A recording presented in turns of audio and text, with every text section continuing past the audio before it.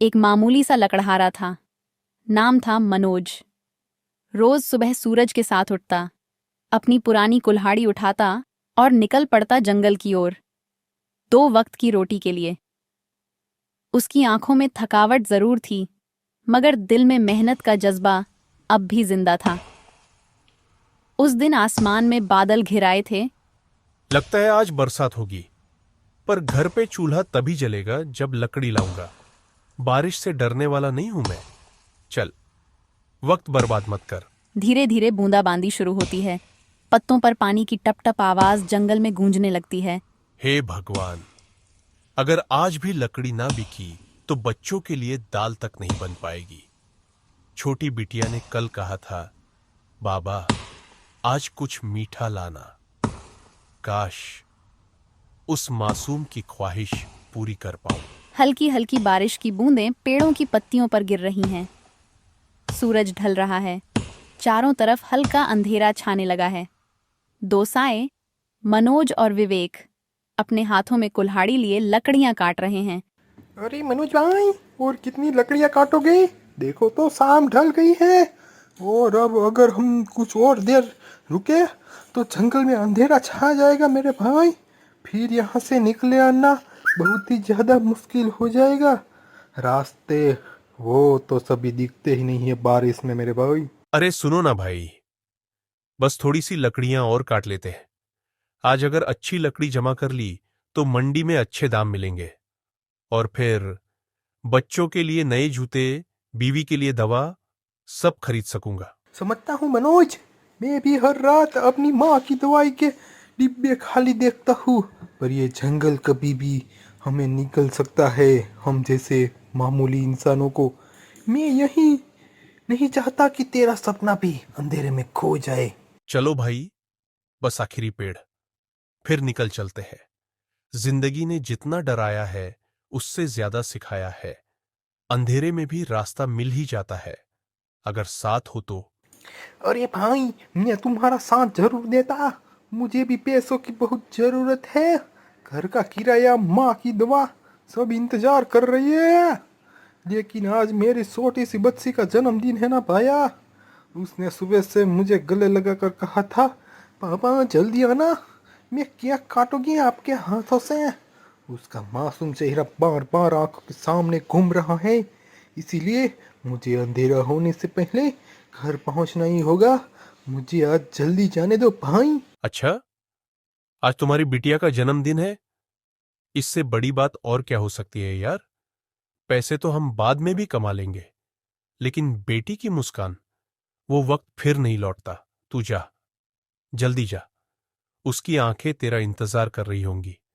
Cake का पहला टुकड़ा तुझे ही खिलाना है ना? धन्यवाद भाई, तू मेरा सच्चा दोस्त। भगवान तुझे हर सुख दे मनोज। जा पगले, वरना तेरी राजकुमारी नाराज हो जाएगी। बाकी की लकड़ी मैं खुद काट लूंगा। तू चिंता मत कर।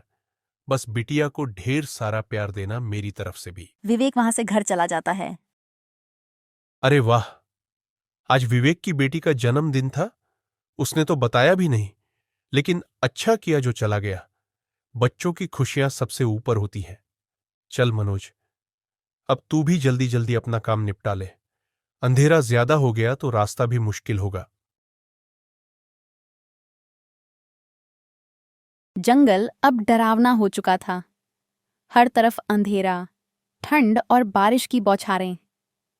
लेकिन मनोज की कुल्हाड़ी अब भी चल रही थी, जैसे कि वो हर बूंद से कह रहा हो। मैं हार नहीं मानूंगा। भीगते हुए, कांपते हाथों से लकड़ी उठाते हुए, पर आंखों में हिम्मत। हे राम, इतनी तेज बारिश, पर अगर ये लकड़ियां नहीं ले गया तो कल चूल्हा कैसे जलेगा? बारिश बहुत तेज हो रही है। आखिरकार सारा काम पूरा हो गया। ये सारी लकड़ियां काट चुका हूं मैं, और कुछ तो विवेक अपने साथ ले ही गया था। अब इन्हें बेचकर हम अच्छे पैसे कमा सकते हैं।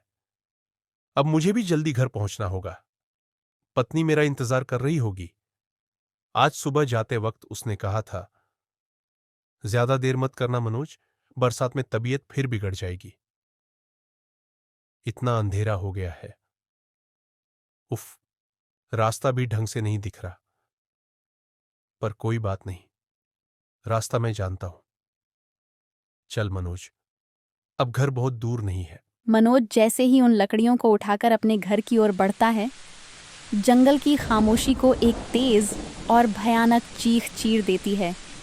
एक ऐसी चीख, बचाओ, कोई है, मेरी मदद करो, हे भगवान, कोई तो बचा लो मुझे। मनोज रुक जाता है। वो चारों ओर देखने लगता है। अरे बाप रे, ये क्या है? ये तो कोई साधारण जानवर नहीं लगता, और ये तो बाबा की जान लेने पर तुला है। अगर अभी कुछ नहीं किया तो ये बाबा को कुचल देगा। नहीं नहीं, मैं ऐसा होते नहीं देख सकता। कुछ तो करना होगा मुझे। सोच मनोज, सोच। हाँ, यही सही होगा। मैं अपनी कुल्हाड़ी से उस जानवर पर वार करूंगा। अगर डर गया तो आज एक मासूम की जान चली जाएगी, और मैं खुद को कभी माफ नहीं कर पाऊंगा। मनोज अपनी पूरी ताकत से कुल्हाड़ी उठाकर उस खूंखार जंगली घोड़े पर वार करता है। कुल्हाड़ी सीधा जाकर उसके सिर पर लगती है और वो दहाड़ता हुआ जमीन पर गिर जाता है। उसकी सांसें थम जाती हैं। बाबा, साधु महाराज, आप ठीक तो है ना? आप इतनी रात को जंगल में क्या कर रहे थे?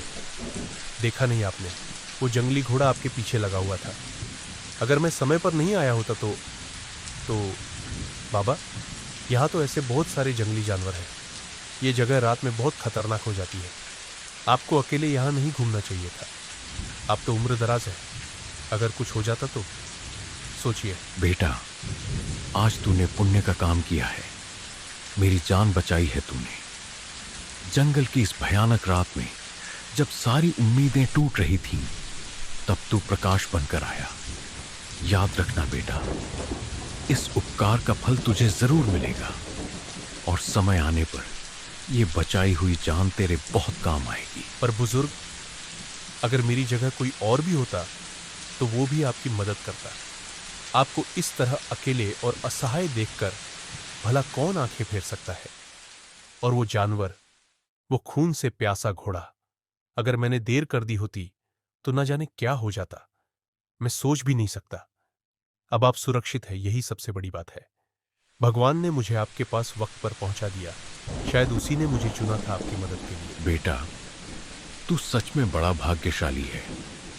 जिस घड़ी तूने मेरी जान बचाई, उसी पल तेरी किस्मत की दिशा बदल गई। आने वाला समय आसान नहीं है। पूरे गांव पर एक बहुत बड़ा संकट आने वाला है, ऐसी तबाही जिसे कोई रोक नहीं पाएगा। साधु महाराज, ये आप क्या कह रहे हैं? कैसा संकट? गांव पर? मैं कुछ भी नहीं समझ पा रहा। ये सब अचानक कैसे? बाबा धीमे शांत स्वर में एक हल्की मुस्कान के साथ, बेटा, तू समझ जाएगा। अभी नहीं, पर थोड़ा वक्त लगेगा और फिर सब साफ हो जाएगा। बस तू अपने दिल की आवाज सुनता रहना। ठीक है बुजुर्ग, अब मैं चलता हूं। मेरी पत्नी मेरा घर पर इंतजार कर रही होगी, और वैसे भी आज मुझे बहुत देर हो चुकी है। मनोज बाबा से विदा लेकर तेजी से घर की ओर बढ़ता है। मनोज घर में दाखिल होता है, पर जैसे ही अंदर कदम रखता है, उसका चेहरा सन्न रह जाता है। घर की छत टूट चुकी थी और तेज बारिश का पानी पूरे घर में फैल चुका था। हे भगवान, ये क्या हो गया? ये घर में इतना पानी कहां से आ गया? काव्या, काव्या, कहां हो? और मेरे बच्चे कहां हैं? ठीक तो है ना? मैं यहाँ हूँ मनोज, बच्चे ठीक हैं। बस बहुत डर गए थे। जब छत टूटकर गिरने लगी तब मैं उन्हें उठाकर कोने में ले आई, पर बहुत पानी आ गया घर में। ठीक है, अब मैं आ गया हूं। मैं देखता हूं सब, तू परेशान मत हो। वो जल्दी जल्दी बाल्टी और पोछे से पानी निकालना शुरू करता है। कुछ देर की मेहनत के बाद पानी धीरे धीरे बाहर निकलने लगता है। अब बारिश भी रुक गई। लगता है भगवान ने सुनी हमारी। कल मैं सबसे पहले इस छत की मरम्मत करवाऊंगा, चाहे जैसे भी हो। अपने घर को फिर से ठीक करूंगा। ठीक है मनोज, तू जब साथ है तो सब ठीक हो जाएगा। बस तू थक गया होगा, थोड़ी देर बैठ जा। जानती हो काव्या, आज जब मैं जंगल से लौट रहा था तो रास्ते में मेरी मुलाकात एक बुजुर्ग से हुई। वो बहुत डैर्द उनके पीछे एक खूंखार जंगली घोड़ा पड़ा हुआ था। मैंने अपनी जान की परवाह किए बिना उनकी मदद की और वो बच गई। फिर उन्होंने मुझे देखा और कहा कि पूरे गांव पर बहुत बड़ी तबाही आने वाली है, लेकिन चूंकि मैंने उनकी जान बचाई है, इसलिए मुझे उस तबाही से कुछ नहीं होगा। मनोज, अब इस बारे में ज्यादा मत सोचिए। आपने जो किया वो बहुत नेक काम था, लेकिन अब इन बातों को छोड़िए। तुम ठीक कह रही हो। शायद मैं ही कुछ ज्यादा सोच रहा हूं। अब तो सच में नींद आ रही है। चलो, हम सोते हैं। मनोज और काव्या नींद की आगोश में चले जाते हैं। लेकिन उस रात मनोज की नींद खाली नहीं थी। उस नींद में छिपा था एक संकेत, एक चेतावनी, एक सपना जो उसकी आत्मा को हिला देने वाला था। अरे बाप रे, ये मैंने क्या देख लिया? वो बूढ़ी मां जिनकी मैंने जान बचाई थी, कहीं वही तबाही जिसकी वो बात कर रही थी, यही तो नहीं थी? इतना भयानक सपना, पूरा गांव तबाह, आग, चीखे, वो डरावनी परछाई, ये सब क्या था? सपना था या सच होने वाला कोई संकेत? क्या करूं? काव्या को बताऊं? नहीं, अगर उसे बताया तो वो भी डर जाएगी, परेशान हो जाएगी। इससे अच्छा है कि मैं ये सपना भूल। राजमहल, मंत्री और राजा के बीच तीव्र वार्तालाप। महाराज, ये सारा सोना गांव के किसानों की फसलें बेच कर आया है। किसानों का कहना है कि इस बार बरसात बहुत ज़्यादा हुई है, फिर भी उन्होंने दिन रात मेहनत करके फसल उगाई है। उनका निवेदन है कि सोने में से आधा हिस्सा उन्हें दे दिया जाए महाराज। क्या किसान ऐसा कह रहे हैं? हमारे निर्णय पर सवाल उठा रहे हैं। उनकी इतनी हिम्मत कैसे हो गई? हम इस पूरे राज्य के शासक हैं। जो देंगे वो हमारी कृपा होगी, अधिकार नहीं। उन्हें जितना उचित समझेंगे उतना ही देंगे। ठीक है महाराज, जैसी आपकी इच्छा। वैसे भी मैं ये सारा सोना आपके चरणों में ही लाया हूँ। इस राज्य पर आपका अधिकार है और इस धन पर भी। आपके बिना इस भूमि का कोई अस्तित्व नहीं है मेरे सरताज। इस पूरी प्रजा पर हमारा राज चलता है। हम जब चाहें जो चाहें ले सकते हैं। ये किसान, ये जनता, इनकी औकात ही क्या है? ये तो बस हमारी कृपा पर जीवित है। मनोज आज दिन भर कोई काम नहीं कर पाया। उसका मन बंध गया था उस डरावने सपने से जो रात में उसकी आत्मा को हिला गया था। दिन कब बीत गया और रात कब आ गई, मनोज को पता ही नहीं चला। काव्या, काव्या उठो, मुझे फिर वही सपना आया है, वही डरावना सपना। हे भगवान, मनोज, आपकी हालत देखकर तो लग रहा है कि आप बीमार हैं। आप बहुत थके हुए लग रहे हैं। क्या हो गया है? काव्या, मैं तुमसे कल भी ये बात कहना चाहता था, लेकिन नहीं कह पाया क्योंकि मुझे लगा शायद तुम डर जाओगी, पर अब नहीं छिपा सकता। मनोज, ये सब सुनकर मेरा भी दिल कांप गया है, लेकिन हो सकता है ये सब सिर्फ थकावट और तनाव का असर हो। आप पिछले कुछ दिनों से बहुत परेशान चल रहे हैं। नहीं काव्या, मैं बीमार नहीं हूं, मैं पूरी तरह ठीक हूं, मगर अब मुझे यकीन हो गया है कि ये सिर्फ सपना नहीं था। ये एक चेतावनी है, एक ईश्वरीय संकेत। ईश्वर ने मुझे पहले ही सब कुछ दिखा दिया है, वो तबाही, वो विनाश जो और किसी को नहीं दिख रहा। अगर मैंने अब भी चुप्पी साधी तो ये गांव बर्बाद हो जाएगा। मुझे अब सबसे पहले महाराज को बताना होगा, शायद वही कुछ कर सके, शायद राज्य को बचाने का कोई रास्ता निकाल सके। मैं अभी राजमहल जा रहा हूं। ठीक है मनोज, अगर तुम्हें सच में विश्वास है तो जाओ, लेकिन वादा करो, सावधानी से जाना और खुद को किसी मुसीबत में मत डालना। और फिर मनोज महल पहुंच गया। मेरी बात सुनिए महाराज, मैं आपके पास कोई अपमान करने नहीं, बल्कि सबको बचाने आया हूं, एक बहुत बड़ी तबाही से। मैं कई रातों से एक ही सपना देख रहा हूं, एक डरावना सपना। इस गांव में भयानक बाढ़ आती है और सब कुछ बहा ले जाती है। लोग डूबकर मर जाते हैं। चीखे, अंधेरा, विनाश, सब कुछ नष्ट हो जाता है। महाराज, मैं जानता हूं ये सिर्फ सपना नहीं है, ये ईश्वर की दी हुई चेतावनी है। कृपया मेरी बात पर विश्वास कीजिए। हमें अभी इस गांव से कुछ समय के लिए दूर चले जाना चाहिए। जब तक सब शांत न हो जाए। राजा ठहाका लगाते हैं, एक अहंकारी हंसी जिसमें चेतावनी का मजाक उड़ाया जा रहा है। अच्छा, तो अब हमारे दरबार में पागल आने लगे हैं। ये कैसी बकवास कर रहा है मंत्री? बाढ़ आएगी हमारे गांव में, ये सुनने हम दरबार चला रहे हैं। सारा आसमान देखो, चारों तरफ साफ नीला आकाश है, एक बादल तक नहीं, और यह कह रहा है कि बाढ़ आने वाली है। महाराज, मैं आपसे हाथ जोड़कर विनती करता हूं, मेरी बात को मजाक मत समझिए। ये सपना, ये सिर्फ डर नहीं है, ये एक चेतावनी है। कुछ बहुत बुरा होने वाला है और समय बहुत कम बचा है। अरे मंत्री, क्या तुम्हें इसकी बकवास समझ में नहीं आ रही? ये हमारे धैर्य की परीक्षा ले रहा है और हमारे दरबार का अपमान कर रहा है। हमारे दिमाग का दलिया बना रहा है ये मूर्ख। कहता है बाढ़ आएगी, तबाही आएगी। आसमान की तरफ देखो जरा, धूप चमक रही है, बादल तक नहीं है, और ये हमारे सामने डर की कहानियां लेकर खड़ा है। मनोज वहां से चला जाता है। फिर राजा और मंत्री अकेले में बात करते हैं। महाराज, जिसे आप मूर्ख कह रहे, अगर उसकी बात सच निकली तो हम सब पर भारी विपत्ति आ सकती है। महाराज, मुझे क्षमा कीजिएगा राजन, लेकिन मैंने उस व्यक्ति की आंखों में कुछ देखा है। वहाँ डर नहीं था, वहाँ सच्चाई थी। एक ऐसी सच्चाई जो हम सब नजरअंदाज कर रहे हैं राजन। अच्छा, तो अब हमारे मंत्री महोदय को भी डर लगने लगा है? ठीक है, अगर तुम्हें वाकई में डर लग रहा है तो कोई बात नहीं। चलो फिर हम कुछ दिनों के लिए किसी और राज्य में जाकर सैर कर आते हैं। देखेंगे कि इन थोड़ी थोड़ी बारिशों से कैसे बाढ़ आती है।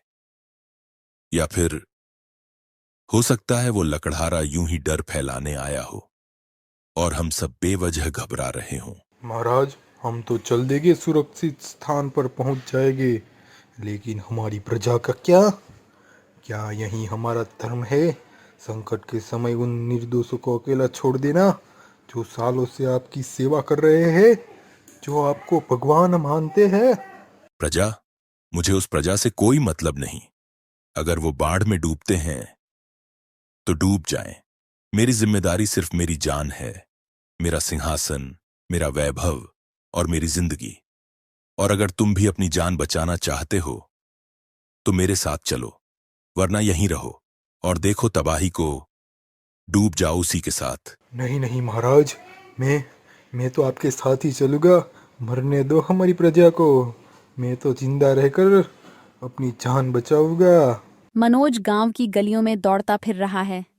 उसके बाल भीगे हुए हैं, चेहरे पर गीली धूल और आंखों में आग। वो हर दरवाजा खटखटाता है, लोगों को पुकारता है, और धीरे धीरे बारिश भी हो रही थी। गांव वालों, मेरी बात सुनो, मैं तुम सबको बचाना चाहता हूं। मैंने तुम्हें पहले भी कहा था और अब फिर कह रहा हूं, ये गांव अब सुरक्षित नहीं है।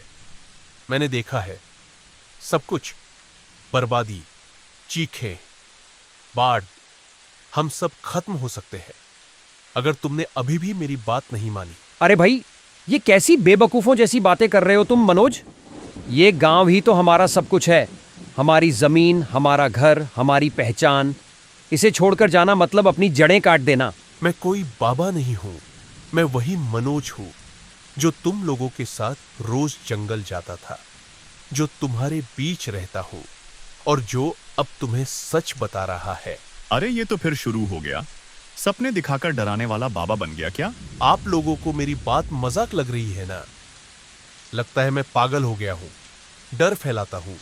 लेकिन याद रखना, जब तबाही सच में आएगी ना, तब समझ में आएगा कि मैंने जो कहा वो मजाक नहीं था। तब आपके पास होगा बस पछतावा, और वो पछतावा किसी को नहीं बचा पाएगा। मनोज की बात कोई नहीं समझ पाया। उसकी चेतावनी पर किसी ने ध्यान नहीं दिया, और अब मनोज जानता था, ये गांव, ये लोग, सब उस आने वाली बाढ़ में डूब जाएंगे। काव्या, हमें ये गांव छोड़ना होगा, अभी, इसी वक्त। अभी? इस वक्त? लेकिन क्यों मनोज, क्या हुआ? क्योंकि अब मुझे यकीन हो गया है, जो मैंने देखा वो अब होने ही वाला है। सबको समझाने की कोशिश की, पर किसी ने नहीं सुनी। अब बस तुम हो और हमारे बच्चे। मनोज, मुझे आपकी बात पूरी तरह समझ नहीं आ रही, परंतु फिर भी मैं आपके साथ हूँ। आप जहाँ ले जाएंगे मैं आंख बंद करके आपके साथ चलूँगी। बस आप हमारा हाथ थामे रहना। उसके बाद मनोज और काव्या अपने छोटे बच्चे को सीने से लगाकर गांव से दूर चले गए।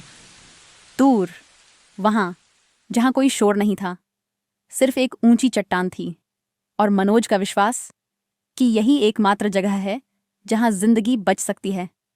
शाम होते होते पूरे गांव पर काले बादलों का साया छा गया। आसमान में बिजली चमकी, जैसे चेतावनी अब दहाड़ में बदल रही हो। और फिर जैसे ही बादलों ने गरज कर धरती को पुकारा, तेज बारिश ने अपना तांडव शुरू कर दिया। देखते ही देखते उफनती नदी का पानी गांव की गलियों में घुस आया। हर तरफ चीखें, हर तरफ भागम भाग।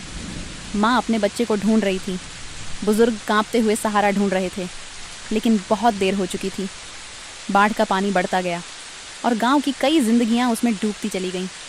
घर, खेत, रिश्ते और सपने, सब कुछ उस बहाव में बह गया। मासूम जानवर भी इस कहर से नहीं बच सके। एक पूरा संसार कुछ ही घंटों में इतिहास बन गया। देखा काव्या, मैंने तुमसे कहा था ना, गांव में बाढ़ जरूर आएगी। मैंने यही सब सपनों में देखा था और वही सच हो गया। अगर गांव वाले मेरी बात मान लेते तो शायद वो भी आज जिंदा होते, लेकिन नहीं, उन्होंने मजाक समझा। और अब काव्या, मुझे लगता है अगर उस दिन मैंने उस सदु को नहीं बचाया होता तो शायद आज हम भी इस तबाही में बह चुके होते।